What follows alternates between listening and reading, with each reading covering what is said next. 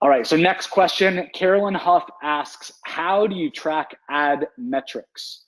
How do the metrics change per advertising platform?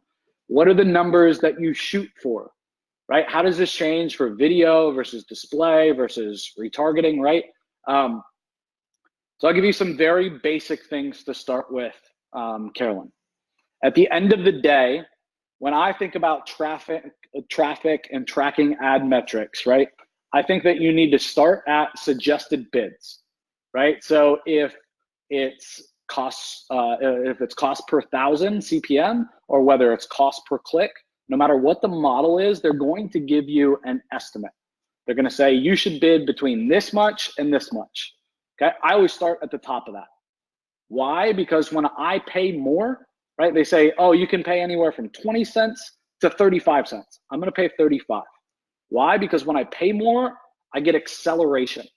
They spend my money faster, right? Because I'm bidding more. All these platforms are an auction system. Okay, so me paying 15 cents more, I'm going to get the data faster. And that's what's important to me, is that time. Okay, so I'm always going to start at the maximum, or not the maximum, but at the upper end of the suggested bids. Okay, next, I'm going to track and make sure that we're tracking our micro conversion points. Okay, and I'll explain this in a little bit. All right, next, I want to make sure that we're tracking, obviously, our return on investment. And then once we're tracking all of that, I want to, every week or every 2 weeks or every month, I want to iterate. I want to make assumptions based upon the data that we've gotten so far, right? I think that the landing page sucks. It's getting a 10% conversion rate. I think the biggest opportunity right now is for us to work on the landing page, and the goal should be to double conversions, and that's what we're going to go to work on, right? After we let traffic run, we're going to iterate again.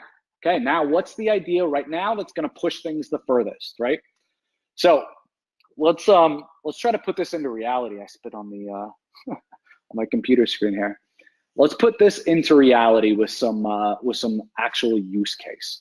So let's say that you're a local business. Okay, you're a roofer. Okay, this is easy.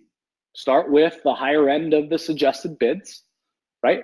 Track your micro conversion points, which would be, for a local, it's super easy, right? Phone calls and form fills. Unless there's like online booking, there's nothing else that we can really track. Okay. Then we're going to come with a CPA. Okay, that's going to help us understand how much we're paying for a phone call, how much we're paying for a form fill. Okay, our cost per acquisition.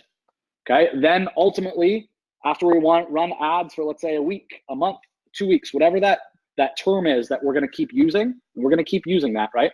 Then we're going to track the return on ad spend, right? Or the return on investment. Okay, so we got 34 phone calls.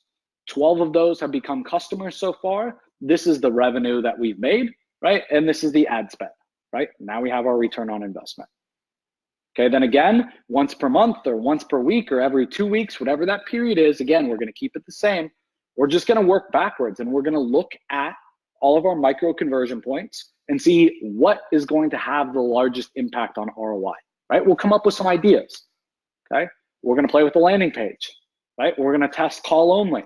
We're going to work on split testing our ads, right? And then we'll look at them. We'll look at these ideas, and we'll come up with 1 or 2 ideas, right, that we're going to actually work on that are going to have the largest impact on ROI, okay, not spend. Okay, we always are thinking of this in terms of what's going to have the largest impact on ROI. Okay, that's where the money is. Okay, one more use case, right? Let's say that you're an info marketer selling via a webinar. I think that this actually gets easier, okay, because we have better tracking. Okay, when you sell online and the whole customer experience and customer journey happens online, it's much easier to track, and it's not near as fragmented. And we don't have to wait near as long for the data. Okay, so again, start with your suggested bids. I go to the higher end or the higher range of the suggested bids. I track your micro conversions. If you're selling any type of item online, you're gonna have a lead magnet or a webinar registration. Let's say we're running with webinar again. We're gonna have a webinar registration. We'll track our show up rate. We'll track how many people stay till the end. We track our sales. which gives us our ROI, then once per week or every 2 weeks. And I'd be able to iterate a lot faster in this info marketing model, right? Because we're getting our data quicker, okay? So we're gonna meet, I'm gonna meet with my team, whoever's running the ads, right? Whoever's incremental or important on my team, and we're gonna work backwards again to figure out where we think we can have the largest impact on ROI. So we're gonna look at the stats, we're gonna come up with some ideas, we're gonna look at what we think sucks, right? And we're gonna take 2 ideas, let's say for the week, and we're gonna work on that, right? So we're gonna work on the webinar registration page. We're gonna try a like live instead of an actual live webinar, right? And those will be our 2 tests for the week. And then the following week, that same day, right, we're gonna look back on the previous week and we're gonna see how those affected things. If they're positive, we're gonna keep moving with them forward, come up with 2 new ideas and keep going, right? If they're negative, we're gonna revert back to the previous model. Guys, it's really that simple, okay? If you're doing this as a service for your clients or you're running a team internally to do this, I think that I think the most important things are that everybody's on the same page in terms of what are the micro conversions, what's an acceptable ROI, okay? And then how often are we meeting and iterating, right? Okay. So I hope that helps.